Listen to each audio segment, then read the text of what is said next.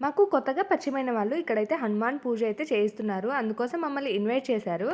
ఆ పూజ కోసమే నేను, బోలు వాళ్ళ అమ్మ అయితే వెళ్ళాము. ఇదొచ్చేసి మధ్యాహ్నం నుంచి అయితే జరుగుతుంది. ఇక్కడ అందరికీ డోలు వాయించడం అయితే బాగా వస్తది. అలాగే పాటలు కూడా బాగా పాడతారనమాట. ఇక్కడ వీళ్ళు స్మూత్‌గా పాటలు పాడుతూ ఉంటే అందరికీ ఒక బుక్ అయితే పట్టించారనమాట. నాకేమో హిందీ వచ్చేది అంతంత మాత్రమే. ఎల్‌కేజీ పిల్లలు ఆళ్ళు చదివినట్లుగా హిందీ అయితే చదువుతాను నేను. అంత స్లోగా చదువుతాను. వీళ్ళేమో 120 స్పీడ్ మీద బైక్ వెళ్తే ఎలా ఉంటదో అంత ఫాస్ట్‌గా చదువుతున్నారు. చేసేదేం లేక అలా చూసుకుంటూ పోతున్నాననమాట. అది చూసిన వాళ్ళు నాకు హిందీ బాగా వచ్చు అనుకున్నారేమో.